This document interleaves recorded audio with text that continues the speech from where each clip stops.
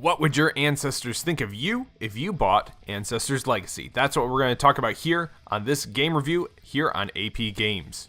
First of all, I want to say thank you to Destructive Creations and 1C Company for the free game key. I've really enjoyed my time with Ancestor's Legacy as I've been playing it here for this game review, so thank you so much.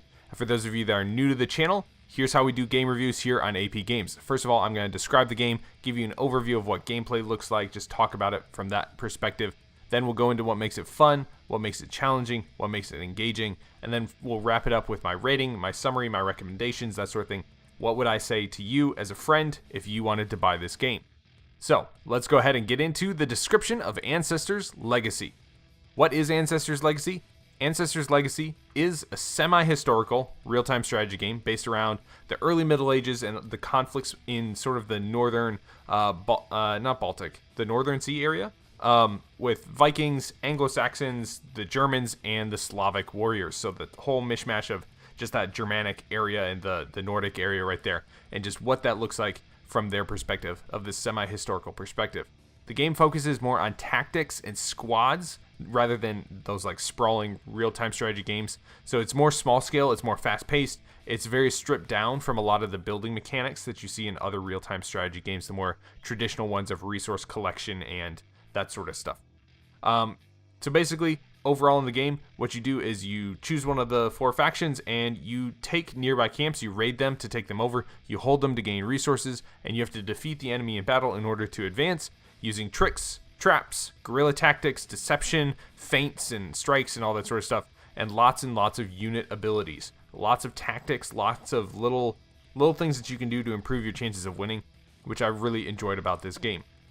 Instead of the big sprawling real-time strategy games like StarCraft, Age of Empires, like that sort of stuff, those big ones where you have to build up a base and gather these resources and do a lot of positioning and scouting and all this sort of stuff, this game is much more stripped down, right? So StarCraft, Age of Empires, again, you're manually building your base, you have to manage each worker and collecting all these resources, you're building dozens of units individually and grouping them together to make your own army. Every detail of the base are yours to know and manage in those bigger games. With Ancestor's Legacy, they've taken a lot of these manual processes and they've automated it so you can focus on movement of your troops, you can focus on placement and tactics of all your squads, and really seeing each and every piece of your army and using them effectively. So again, resources are added to your stockpile automatically by your villagers that you control. Villagers are sent out one at a time to basically you click a button and they're sent out automatically and they just go to a resource collection spot. You have to protect these resource collection spots. Those villagers can be killed by enemy raids, so you have to watch out for marauders. There are a few buildings and upgrades available. All buildings that you build have a set place on the map that you're able to build them, so they construct them for you once you've ordered them. And again, they're built automatically and worked on by the villagers that just do everything for you automatically. Upgrading is pretty simple. They might upgrade health of all your spear squads, or give you new ability to your berserkers, or increase the speed of your horse units or something like that. So upgrades, they're pretty simple. So that's, again, a lot of it's stripped out. A lot of it is just a lot of the unnecessary fluff has been removed from the game so that you can focus on tactics and placement and deception and warfare and moving your squads around. Each of the 4 factions has their own benefits and downsides. They have a slightly varying roster of units as well, which is nice, gives a little bit of replayability in that aspect, and you can find a faction that really suits your playstyle. You can maintain up to 10 squads of soldiers in your army, and each of them has between something like 2 and 20 men. Maybe it's like 15 men at the most. So again, with 10 squads of 15 or 20 men, you're looking at a max of like 150, 200 men that you're commanding at any time. So again, it's much more small scale. It's much more, it's just much more focused of a game rather than some of these big sprawling real-time strategy games that you get out there.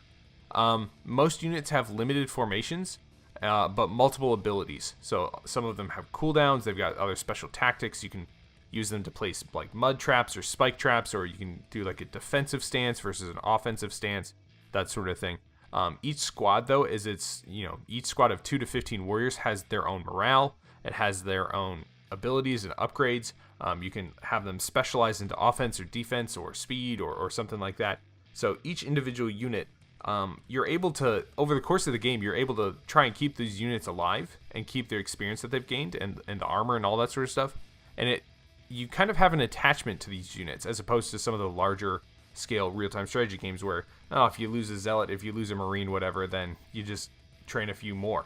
But with this game, you want to try and keep your squads alive, which I really enjoyed that. It's kind of this balance of, do I send in my half-hurt spear squad or do I let them stay back and heal up, risking losing more men in the battle if they don't join? So, anyways, getting back to it.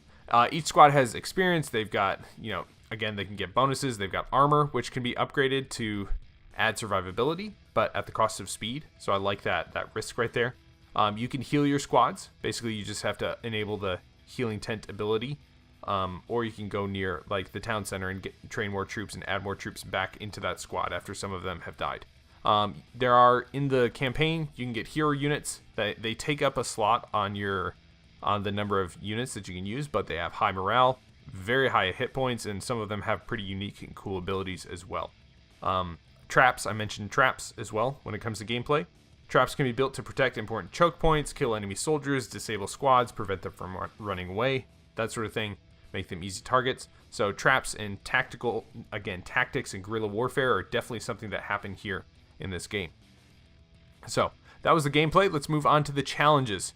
So as I've stated, a lot of the common tasks in real-time strategy games have been stripped out or automated by Ancestor's Legacy. This means that the challenge is almost completely focused on combat, which I think is fine for a real-time strategy game that's more squad-based. The real challenge comes with responding, adapting, and executing the plans against what your opponent is doing and like countering them and then finding a way to, defend against their raid while also getting a successful raid on their camps and taking camps away from them so that they get less resources, fewer resources. Sorry for those grammar majors out there. It's fewer resources. So taking out their camps so that they get fewer resources while protecting your camps and your allies' camps so that you can continue to build up that resource advantage. So lining up troops to counter other squads, that's another thing that happens. There's kind of this simple rock, paper, scissors system that's built in of what squads are good against others. So obviously like horsemen are weak against spears. Spears are weak against, I think like swords, like your basic sword and shield units and that sort of thing. And then you got berserkers that go in there, and then you got heavy knights and all archers counter a bunch of people. So anyways, enabling disabling abilities like shield wall, defensive stance in response to enemy tactics, or like having your shield wielders like keep the shield over their head to deflect against arrows, that sort of thing. So the game is very much about responding quickly to your enemy's tactics and countering them with like different abilities and keeping and maintaining an army composition that enables you to focus on the enemy's weaknesses. Encircling enemies and flanking them, finding gaps in their lines to exploit, that will reduce enemy morale, gives it a good chance for them to either rout or to just perform less well in combat, so you can kill off the enemy units. Again, you want to strike at the towns, you want to try and burn them down and deprive enemies of key resources.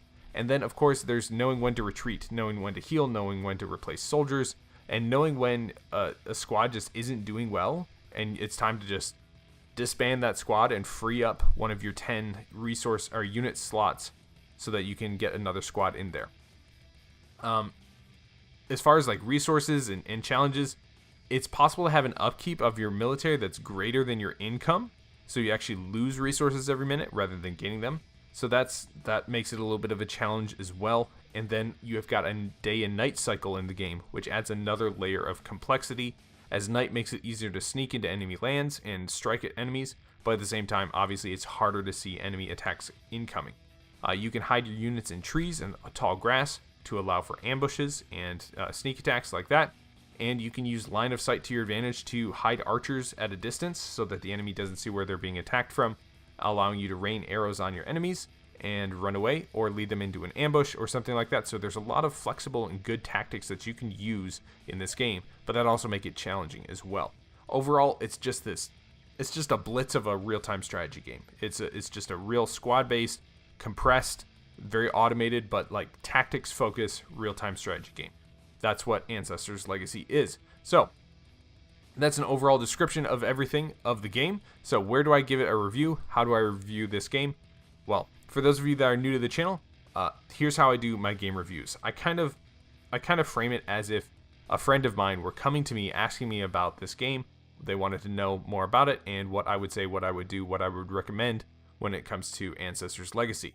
So the scale is 1 to 5, 1 being a game that is just absolutely broken. It's buggy. There's absolutely no chance that you'll ever enjoy playing it. Do not bother.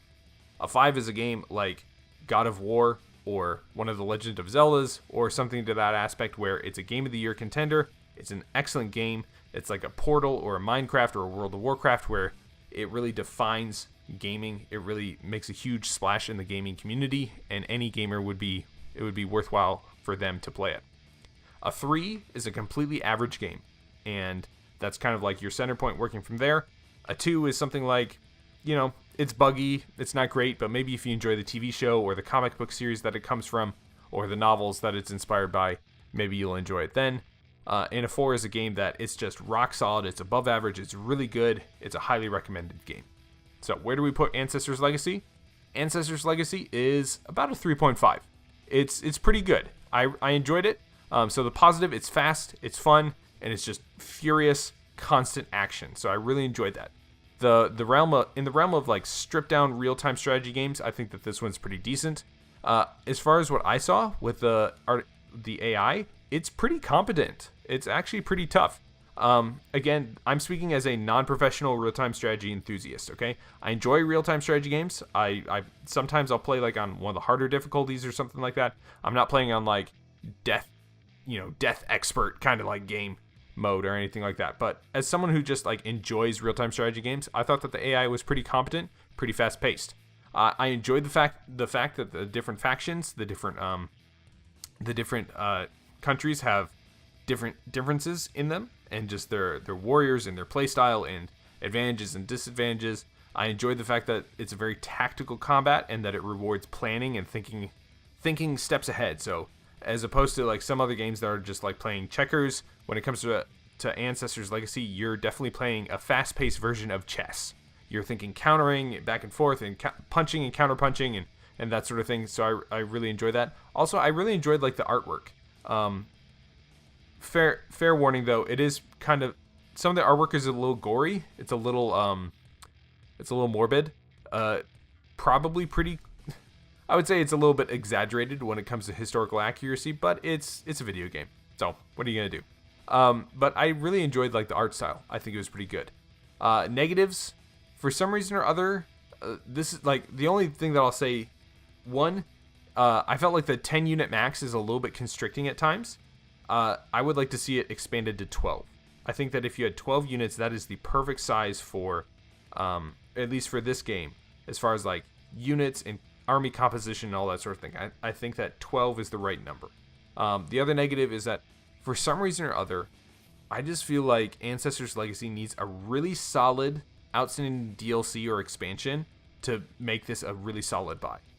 So it's a 3.5. I think that it could become a 4 if it had something else to it. I don't know. There's just something lacking when it comes to Ancestor's Legacy that I can't really put my finger on. And actually reading through like some of the Steam comments, I see the same thing. There's just something about it it's so close, but it's not quite there. I would say that like a DLC that delivers like 3 new factions and a couple new campaigns and some new units, new maps, all that sort of stuff. If there was like a $10 or $12 DLC that delivered that, I think that this game would be very, very worthwhile. But until then, it's fun. It's a little bit better than average, but there's just that, that 5%, 10% difference for whatever reason that makes a big impact on how it's received to the player. So, if I were to make a recommendation, I think that this is a game for someone who's either A, super competitive and likes that, that grindy, super competitive, like skirmish matches against other players. If you have a group of gamer buddies, or if you're like in a competitive clan or guild or something like that, and you want like a new fast-paced RTS game, this is something that, would be pretty good. Or if you're like me and you're just like a history nerd and you just like history and you don't act like, there's a part of me that just wants to see all the movies and see how everything plays out. I don't know. Anyways, if you're a history nerd, this is you might get upset by the fact that it's not 100% historically accurate, but it's pretty close. It's also, I would say, it's a good buy it on sale game. I would recommend this as a game to, it's not super expensive. I think it's $45. Let me check real quick. It is, $45 US. So this is a game where it's like, okay, if you find it on sale, I think that is a pretty solid buy.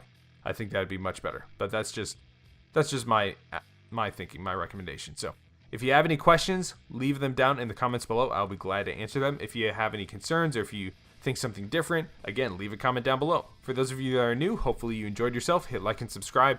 Check out some of the series on the channel, and we'll see you again soon here on AP Games.